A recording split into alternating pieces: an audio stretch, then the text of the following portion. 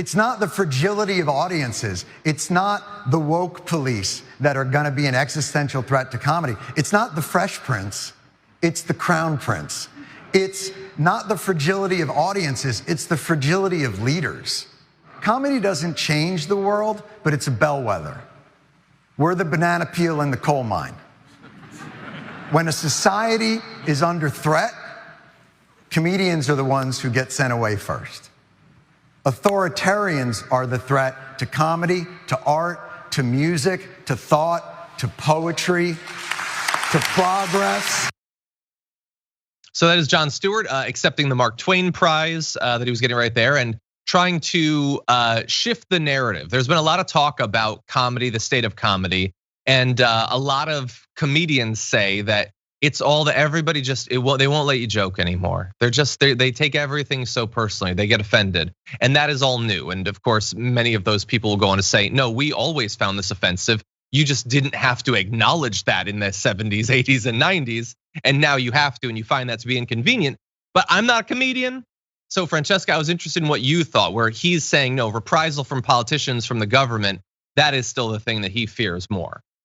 I mean, I think he's 100% correct. And I really appreciated that speech. And I think it's something we all have to remember in the grand scheme of things when it appears like we're being, I think led down this ridiculous path of the idea that, audiences are so sensitive and it's the young people, it's the woke people, which is a real stand-in for people of color. And I wish people would just acknowledge that a little bit more.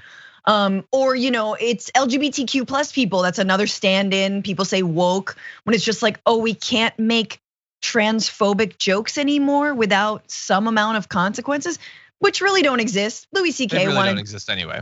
Louis C.K. won a Grammy, and like Dave Chapelle's got another special coming out. Like he'll be fine. Everything's fine. So I'm glad that Jon really did focus it on the powerful. The problem that I see.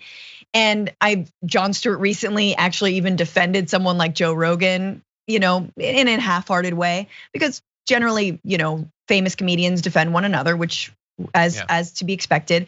But this is lack of understanding that actually the powerful are using the fake cancel culture discussion to sway the masses, essentially, to convince us and delude us and distract us and say, see, I'm just like a Louis C.K. I'm just like this comedian who got their joke taken down. So I think that's where, again, the way Fox News says things like we are the oppressed and the mainstream media is against us, when they literally are the mainstream media. When you've got Elon Musk saying they're canceling me like they cancel other comics or comedians. That's where it starts to get all muddled, right? Yeah, 100%. And by the way, to the consequences, you're right. Like Louis C.K. is doing perfectly fine. He got a Grammy. It just came out this morning. Joe Rogan's like, I got 2 million more subscribers during the Spotify stuff. And I'm not surprised by that at all. Yeah. I mean, he should be a little bit worried about the fact that, but why would all these people who had never previously been interested in him are only now interested in him now that they've heard that he said the N-word a bunch of times? That's a little bit weird. But that's how it works. And that's why this is not a conversation about cancel culture. This is an ongoing conversation that is not new in any way about what is acceptable. And you can be allowed to criticize things. Being against cancel culture is saying you don't get to criticize things you don't like, which nobody actually believes. They use weasel words to imply that some shouldn't be allowed to criticize things that they don't like. They would never think that Joe Rogan shouldn't criticize comics that he's not a fan of. And at the same time, when they're literally trying to destroy Disney over its comments, spare me the fake concerns about cancel culture. We're talking about people exercising free speech by criticizing comics, and you say that's cancel culture, but you're okay with politicians effectively trying to outlaw a private corporation, and that's not cancel culture? And that continues. Funny how that works. Last point, I know we got to wrap, is that when Ron DeSantis is elected president and he's like, SNL can't make fun of me, that's what we're talking about when we mean authoritarianism and real cancel culture.